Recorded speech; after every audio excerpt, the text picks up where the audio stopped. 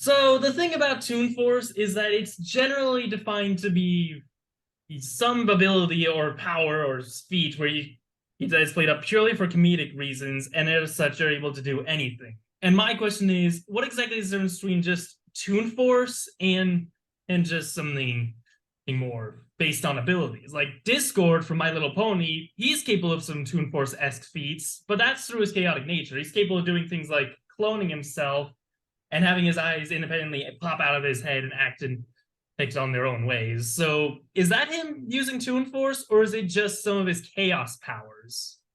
I would say that's more on the lines of reality magic or reality warping or something. With Toon Force, the best way I like to go about it is to explain like how we lead up to it. A good example is the show. Let's start with something that's let's start with something that's really realistic, and that is Breaking Bad and Better Call Saul. Ah, Everything in there, it's pretty down to earth. You never see someone survive something that they really shouldn't. yeah, you don't see We Walter have White survive a nuke right next to him or anything. no, of course not. And then you have shows like Cobra Kai. One of my favorite shows. Highly recommend anyone checks it out. Essentially, it's a show about karate, and it's a sequel series to Karate Kid. A lot of the characters will get kicked in the face and start spinning multiple times. While this is not exactly one-to-one realistic with our own reality, it's something we could kind of possibly picture existing. Obviously, if you got kicked so hard you spun around about 3 times, your neck would snap. Yeah, it's possible to calculate and all, but it's not absolutely ridiculous. It's not batshit.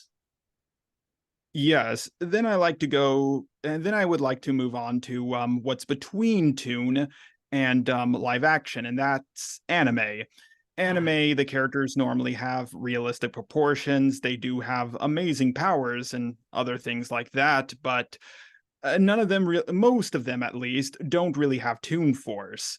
yeah, most of Because them.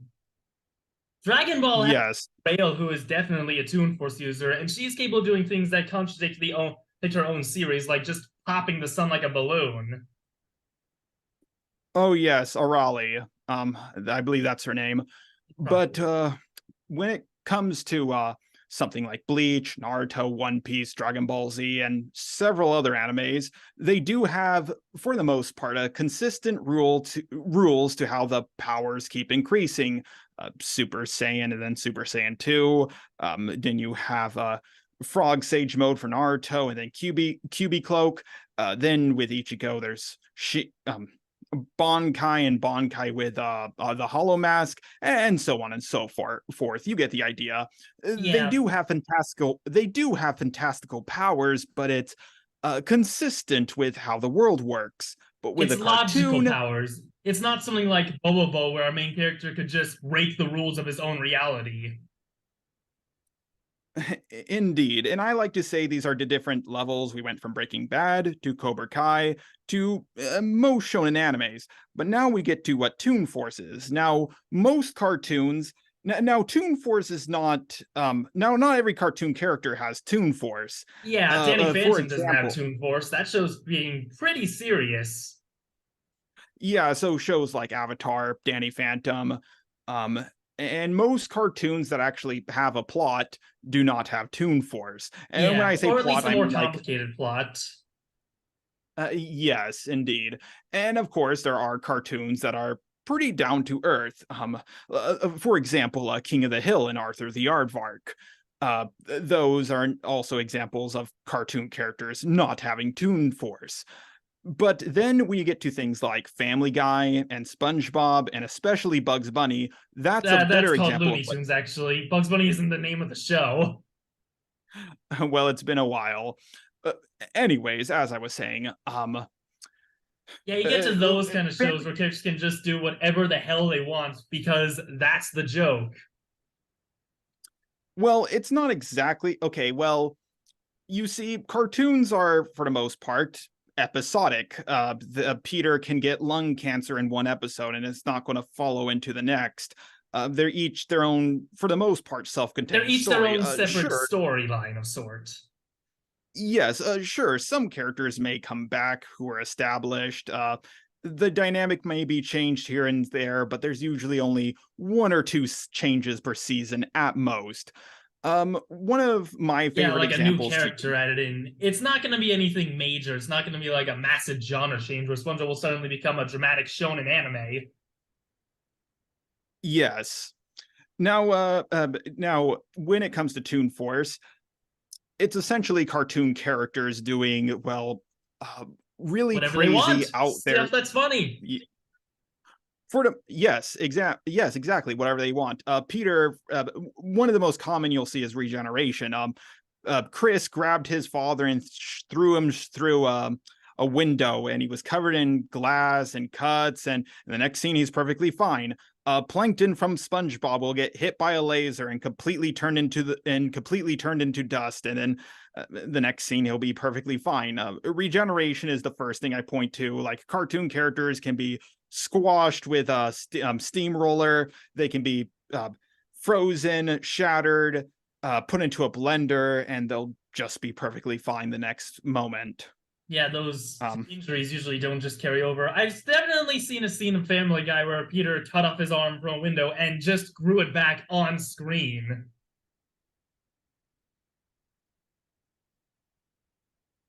yes, Toon Force is just as broad. Like what Toon Force can do is just as broad as what Magic can do.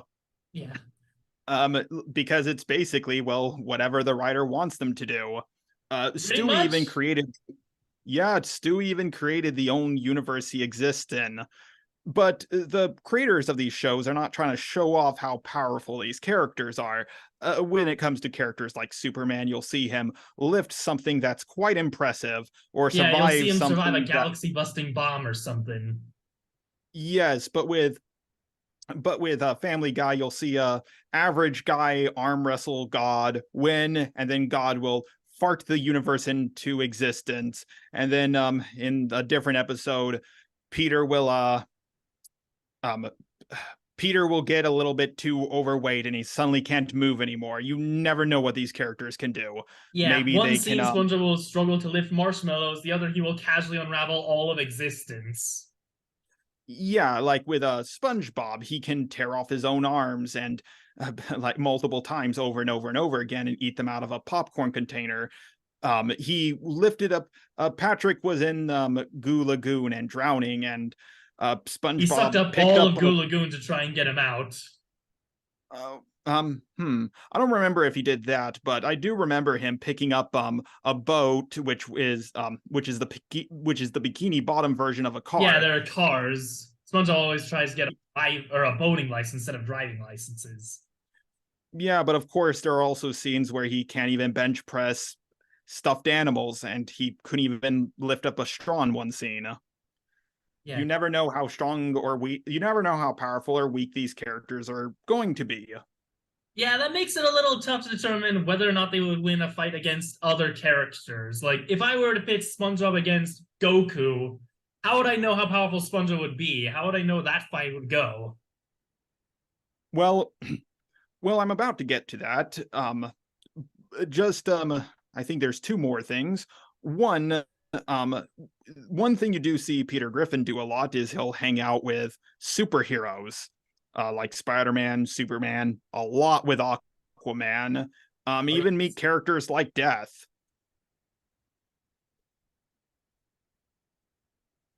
um So does that imply that he's Now, never near their power or something? Or is there you only take into account their feats from the series to see if he scales or something? I don't really well, let me think about explain how he well let meets me up think with other characters. Well, first of all, I believe that when it comes to Toon Force, characters should still have the limit on their ability as what has currently been shown.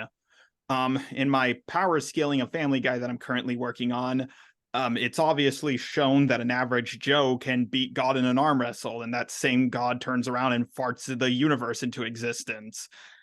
Stewie travels through time and brings his own universe, and creates the Big Bang himself. Yeah, he creates the Granted, these Big are not. Bang through his time machine. Yes, so I would say you should start off by seeing what these characters can actually do. What was the highest thing they regenerated from? What What is their most impressive physical feat? Yes, whether how good I would obviously always look at their regeneration, because that's extremely important. I am not that familiar with Toon Force power scaling because when it comes to characters like Bugs Bunny, well, his most impressive feat was I believe it was the time he being the just became the animator and screwed with Daffy through that, which I guess could have yeah, been some kind of overarching godlike powers or something. yes, I mean, I don't know personally. Do not quote me on this, but I do not know myself if this counts as a fourth dimensional level feat, like extra dimensional, or if it just counts as a really high fourth wall type of feat. I really don't know. I mean, I don't Um, really know dimensions that well either. It's for me, it's mostly a matter of just universal stuff, then multiversal, then an infinite multiversal. Well, dimensions and stuff, they just categorize as universes in my book. Actually, well, how dimensional tiering works, I'll just keep it really brief. We live in the third dimension, but there are dimensions of higher magnitude which are above infinite universal Yeah, like fourth because dimension is time. well, yes, most people would call the fourth dimension time, but time is a temporal dimension, not a spatial dimension. We just use time as a description of the fourth dimension because, well, we can't actually picture what the fourth dimension would actually look like. But then you have characters, but I also would look at what characters like Goku and Superman, their resistances to Toon Force. Like when one of Superman's most well-known villain is Mr. Mixicplickalick. He's Mixus def- Pitalik, I think is how it's pronounced. but you're probably right. It's been a very long time since I heard him pronounce his name. But yes, Mixie, we'll just call him Mixie for short. Mixie We'll definitely call him has a lot. Mixie. Yes, Mixie definitely has a lot of Toon Force abilities. Um, And then you have characters like Goku, who fought against Arale, someone who can give the sun a black eye, crack the earth in one scene, and then the exact next one, it's perfectly fine. But when she went up against Beerus, it was stated by Goku that gag characters' abilities do not work against Beerus. So now, of course, we don't I don't want to say this is just a no limits fallacy for Beerus because I mean, I'm trying not to do no limits fallacy for Toon Force characters, so I'm not going to do the same for Beerus. Not say he's like has infinite um resistance to Toon Force, but he definitely has it He can above counter Toon any. Force in the Dragon Ball universe, just not so much other universes where Toon Force could be even more powerful. I've heard some debate Not if not Hakai could not the work on Dragon Ball. Garfield since he survived like all of his reality being destroyed when he accidentally destroyed Monday or something. Well, I am anyone, not the Dragon Ball universe, but anyone who is below Arale, I think Beerus could definitely beat when it comes to Toon Force. But Toon Force is often mistaken for reality warping, but people like Discord, when he got his magic taken away from him being a cartoon didn't help him. It was his magical abilities because he's a god of chaos. And then you have characters like Magic Man from Adventure Adventure Time, Time. and of course, yeah, and of course, Bill Cipher. He's another good example of a reality warper, but not really a Toon Force user. Although the line between Toon Force and reality warping is extremely, extremely small. I think it's more in the sense Now, that reality warpers are capable of mimicking what Toon Force users are capable of doing. could you repeat that? I think it's more of a sense of reality warpers being able to mimic what a Toon Force user usually does, like insane regeneration and spatially manipulate things, that kind of stuff. Okay, I actually think I got a good explanation for this. Reality warping is when you, well, warp reality. You take the rules of the universe and you bend them. Toon Force is just making up your own rules or just, doing things. Let's say Bill Cipher. I mean, not Bill Cipher. I'm going to use Discord. Discord can make Discord can turn a river into fire, but he's transforming that water into fire. He's changing its reality, its nature of what it can do.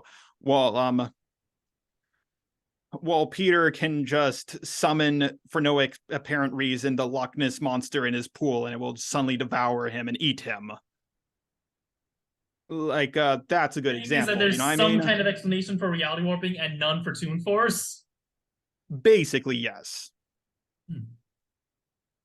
Now, the strongest now, and even then when it comes to Toon Force, you can say who's stronger than who. And I would say that the one that I know of who is at the absolute top is surprisingly Chowder. Yeah, he has some pretty broken stuff through fourth wall awareness and just erasing people from the episode. That's a metafictional. Yeah, go ahead. Uh, I believe he could also just leave the episode and just be out of a range where no one else can hit him.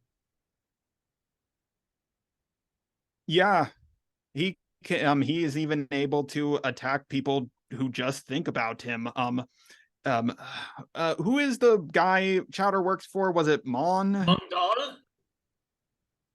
What was that? You cut out. Oh, Mungdal was his name. Okay, Mung. Let's just call him Mung for short. Yeah. It just thought about Chowder, and Chowder in the thought bubble hit him with a frying pan. Chowder regularly drinks bottomless soda. There's a product called Infinite Spaghetti, which is literally infinite spaghetti. He Um, also did eat some brain grub and just warped the reality of his own show to change it entirely, and then destroyed it and then caused the entire show to collapse. So there's that. his show ran out of budget, and his voice actor washed a car. But I would say perhaps his most impressive feat. The episode starts off with him eating a ball of gum. He hears people screaming after he eats it, and then throughout the episode, he has to wrap It up gets the bigger entire and bigger world. until it eventually collects the earth. And then Shouter just grabs that being much bigger and just chews it at the start of the episode. With like a reset button. Yeah, so there. In case the recording didn't make it clear, um, it's just an infinite Chowders devouring each other's universes over and over and over again into an infinite loop. Um, I mean, I would argue that's more like planets since it's shown to collect all of planet Earth and then Shouter eats it, but you know, it still is kind of infinitely strong. well, whether it's a planet, whether you take a planet and multiply it by infinity, or a universe and multiply it by infinity, infinity is still infinity. Yeah. Um, so yeah, Toon Force is extremely broken, but like there are Here's my ways of question. scaling Is there it. some kind of general counter against Toon Force? General counter. I've heard Well, someone of say that the course, best way is probably to have a character that would likely not want to be harmed, like a very crippled person or an adorable character. Like if a Toon Force would beat the crap out of them, it wouldn't be funny.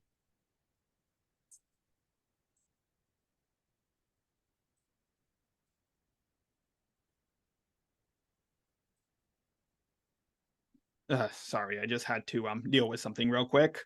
Um, where was I? Toon Yeah, Force beat so this. someone suggested to me that they could use devices that counteract reality warping, but um again, reality warping is slightly different from Toon Force. Um so I wouldn't use that one. However, you have characters who are stated to be resistant to these kind of things, such as once again Beerus. Um Beerus, anyone who is any cartoon character who isn't above Arale probably wouldn't be able to affect Beerus. Um, and honestly, just being really strong and being able to keep up with a character who has cartoon Toon Force ability is also a good example, like Superman against Mixel Plickalick.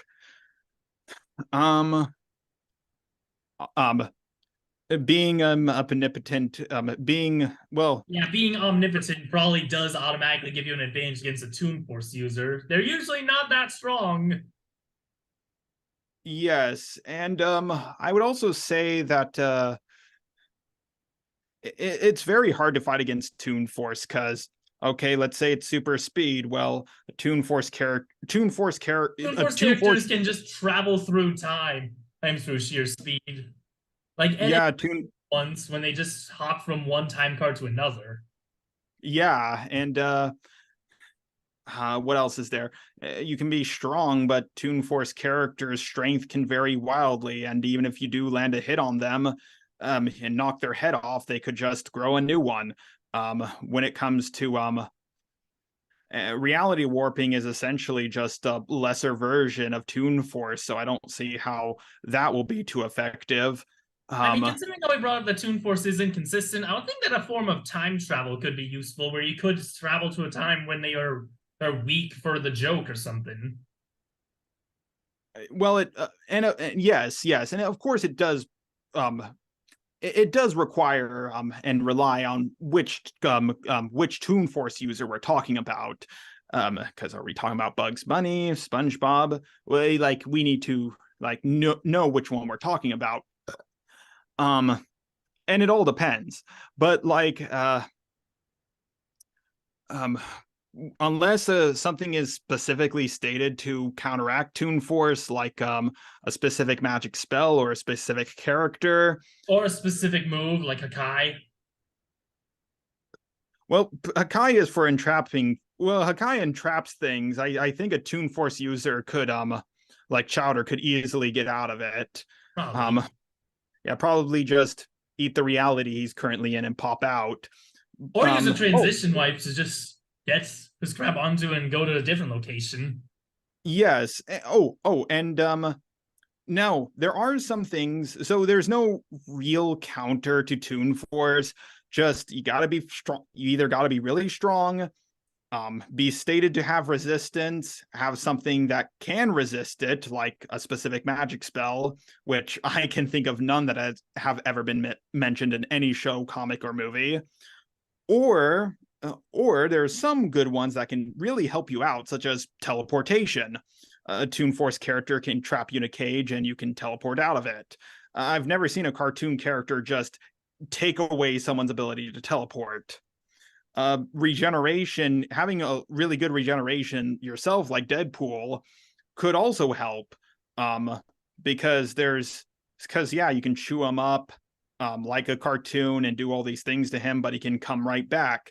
Can he survive everything from a cartoon character? No, a Probably lot of them. not, but it's hard to find Yeah, if they can survive everything from him too.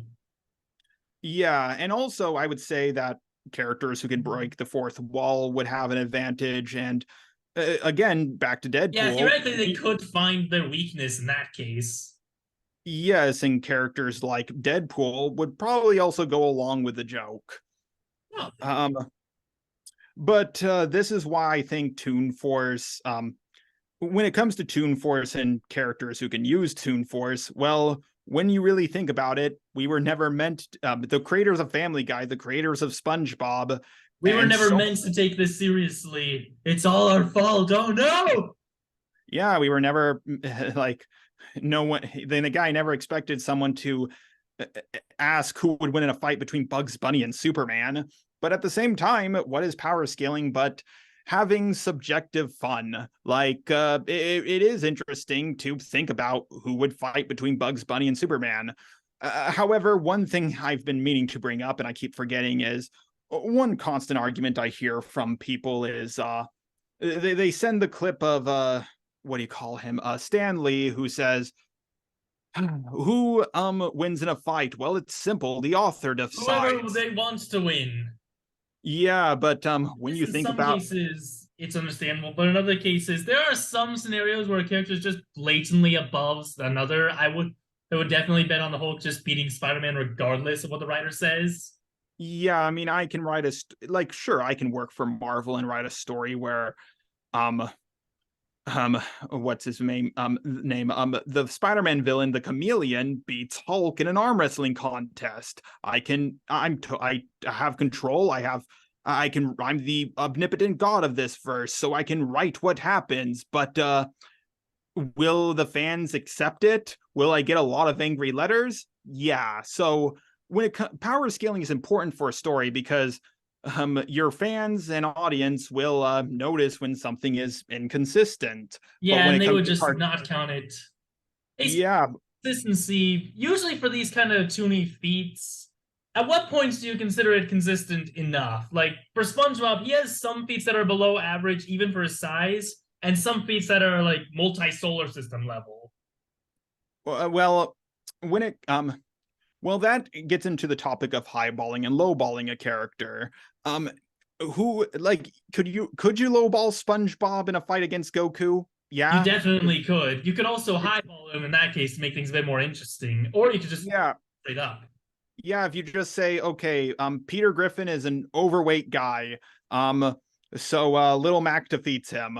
It's not interesting. But if you said, okay, Peter Griffin can arm wrestle a god who farted the universe into creation, who would win between him and Goku? That's way more interesting. Yeah, that's a lot more interesting to talk about. Yeah, because if we're just going by the average, then we kind of like why would we even wonder about this? Let's make it fun and just see what the characters can do at the most, from regeneration to speed to everything else they can do, and put them up against a character who may or may not be able to defeat them. Um Now, there's one thing I've been so back to the Stan Lee thing. With when it comes to the author decides, well, Bugs Bunny can become the author, so that would give him an incredibly huge advantage. But at the Yeah, same by that time, logic, he could just say he wins everything. yes, but of course that would be a no That limits would be a no fallacy. limits fallacy. Yes, also, which was based off the proof by example fallacy. And honestly, just saying, oh, Bugs Bunny becomes the author, writes the story, and wins is just not that interesting. To me, what I would say to that is, well, he can become the author of a Looney Tunes short, but I don't think he could affect someone like Goku or Superman. And even then, some And Toon Force users can also just leave their cartoon and affect the real world. I've heard some people say that Mouse has metafictional manipulation and can just leave his world. yes, one good example is Milkman Superman, who lives beyond the void, which is the pure white page. So he could get out of something like that easily.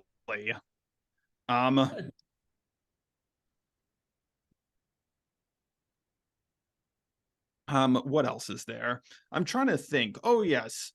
Um, and the last Toon Force character that I think people often forget about is Popeye. Ah, yeah. Um, his god, who is this weird furry creature, turned off the universe, turned it And he back just on, and survives through downing a can of his spinach. yep. You can't even kill Popeye without him eating spinach and like bringing himself back into existence. Yeah. Well, I mean, I think Oh, one way you could do that is by just erasing the concept of spinach or something. yes, that is definitely true. So could I so to end this off, would I could I go over some cartoon characters who I think could beat most or at least all Toon Force users? Sure, go ahead. Bring up who you think could win against a Toon Force fighter. Um hmm, uh, well, now I don't say now I want to make this clear. I said most or all. So this is like obviously when it comes to Chowder, yeah, very few people stand a chance against that. But once again, back to Goku. He beat our Arale, so anyone who's below Arale, he could probably take on.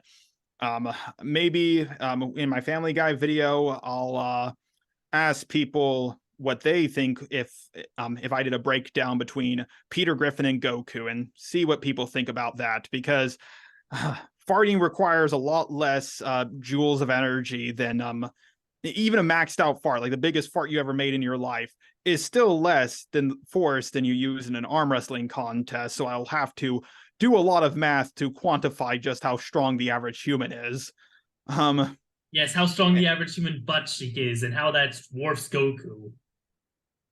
but but um oh, actually, I think I can explain how Goku is above this. So if you fart in a direction of something, people will feel the force of that fart.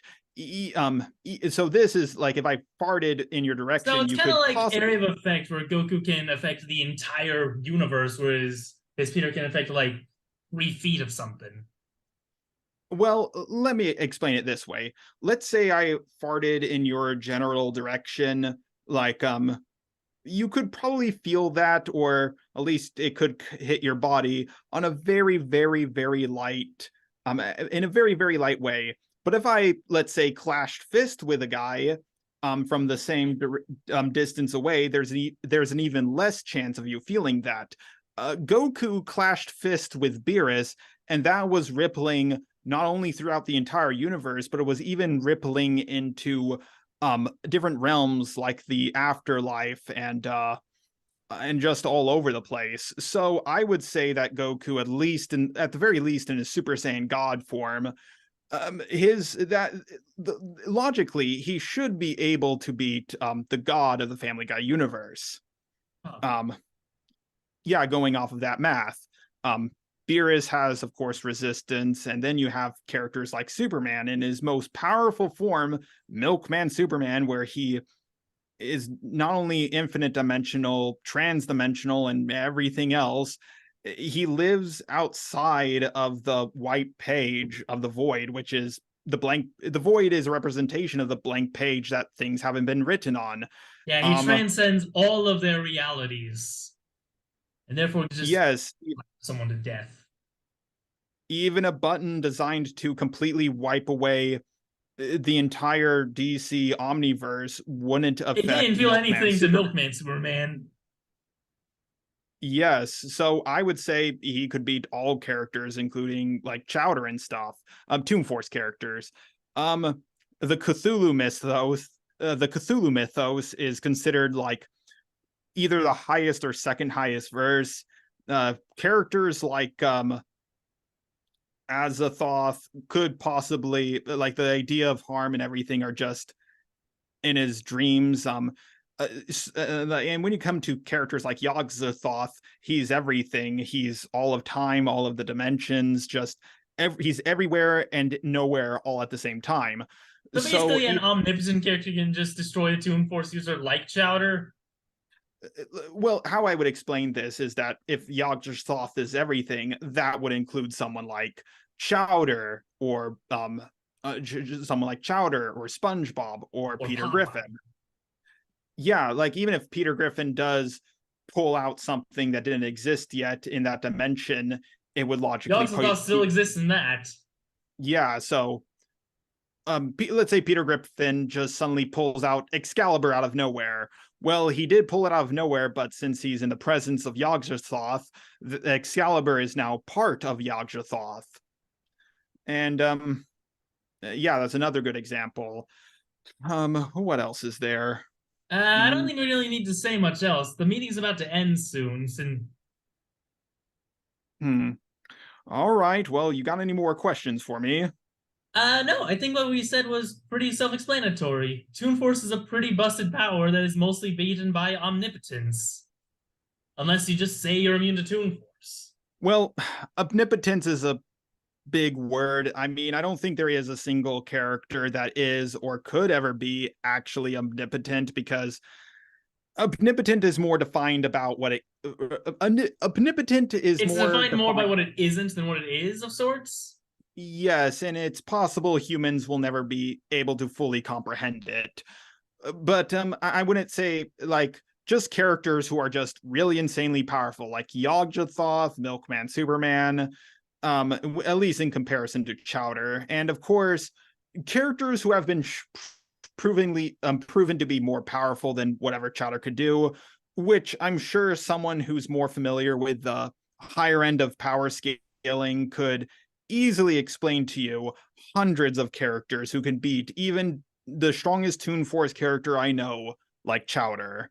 Probably. But again, this is just to be clear, power scaling is just for fun. There's no, I mean, Yeah, it's it's not pretty really subjective. fact based as much as it is just fun and opinion based. Yeah, it's pretty subjective and it's mostly done just for fun. People who don't like to use Toon Force characters or cartoon characters in general in terms of power scaling, good on them. People who but people who want to use them, well, they can use them. Uh, it's just taking something that was never meant to be power scaled and power scaling it. It's not physically impossible, just not what they would have expected. Yes. All right, it was good talking to you, just a robot. You as well. I'm not gonna lie, I actually thought this was a possibility for a setup because things like this have happened before, believe it or not. I wouldn't be Um, surprised. huh?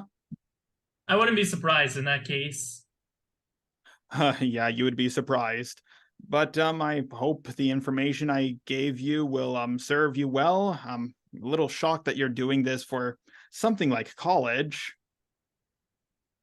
I mean, before I go, how is this going to be used for your college paper or class or Mostly whatever you're just going to doing? be a small snippet of our discussion to see how it fits into my a podcast of sorts. Mostly just me and you're in it for 10 minutes, even though we've been talking for like 30. Yes, edit out the stuttering and everything else. And if you're thinking about uploading it to YouTube, send it to me. I'll check it out, see if it's to my liking, and maybe I'll tweet it out. Okay. Good meeting with you. Bye. All right, have a good day, sir. I will.